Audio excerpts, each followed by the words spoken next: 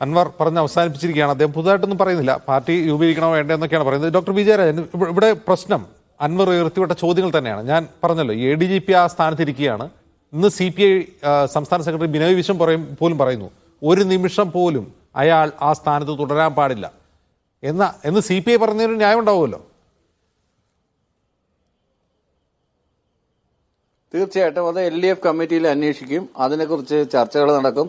എന്തായാലും ഒരു ജനാധിപത്യ സ്വഭാവത്തോടു കൂടി പ്രവർത്തിക്കുന്ന ഒരു പാർട്ടിയും സംഘടനയൊക്കെ തന്നെയാണല്ലോ. ഇതൊന്നും സ്വേച്ഛാധിപത്യ സംഘടനയും കാര്യങ്ങളൊന്നും അല്ലല്ലോ.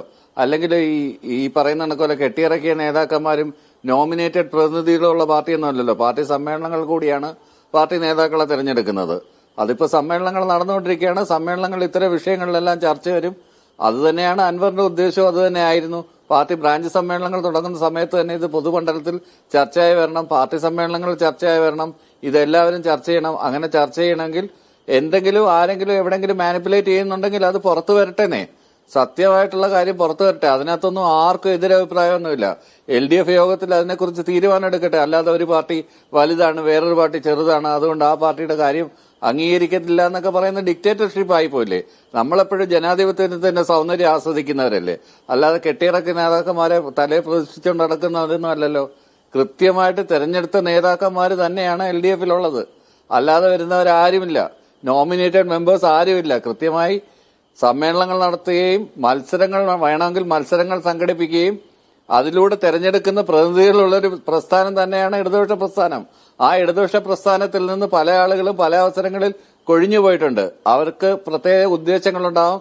ചിലർക്ക് ഉദ്ദേശങ്ങളൊന്നും ഇല്ലാതായിരിക്കാം. ചിലർക്ക് മടുപ്പുണ്ടാവും. അങ്ങനെ പോയിട്ടുള്ളവരുണ്ടാവും. ചിലർക്ക് ജനങ്ങളുടെ ഇടയിൽ നിന്ന് പ്രവർത്തിച്ചു വന്ന ഒരാളും ജനങ്ങളുടെ ഇടയിൽ നിന്ന് വരാത്ത ഒരാളും തമ്മിലുള്ള ഒരു വ്യത്യാസം ഇതിനകത്ത് വളരെയായിട്ടുണ്ട്. അത് നമുക്ക് പറഞ്ഞ് മനസ്സിലാക്കി കൊടുക്കാൻ പറ്റില്ല. അത് അനുഭവ സമ്പത്ത് കൂടിയേ തീരൂ. ശരിയാണ്, Anwar as a philanthropist is a very good man. അതിനകത്ത് ആർക്കും ഒരു എതിരഭിപ്രായമില്ല.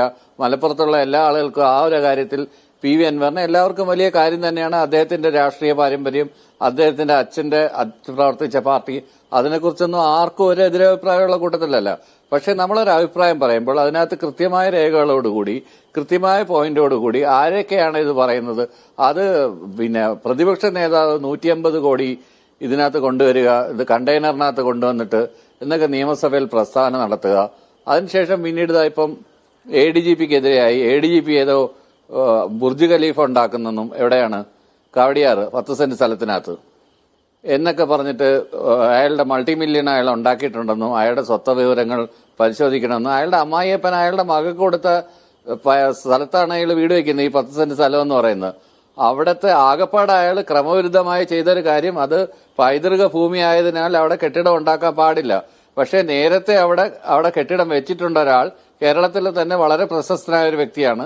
ആ ഒരു ബേസ് ചൂണ്ടിക്കാണിച്ചുകൊണ്ടാണ് ആ ഒരു ഗ്രൗണ്ടിൽ പോയതുകൊണ്ടാണ് അങ്ങേർക്ക് അവിടെ പെർമിഷൻ കിട്ടിയത്. അതും 2 നിലയിൽ കൂടുതൽ അവിടെ ഉണ്ടാക്കാൻ പാടില്ല.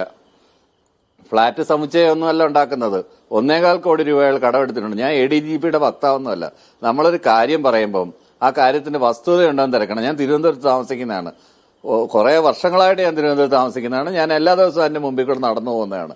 ഈ പറയുന്ന മാധ്യമങ്ങൾ ചർച്ച ചെയ്യുന്ന കാര്യങ്ങളെ ഉള്ളി വിളിച്ചതുപോലെ ഉള്ളൂന്ന് നേരിട്ട് കണ്ട് മനസ്സിലാക്കിയ ഒരാളെന്നുള്ള രീതി പറയാണ്.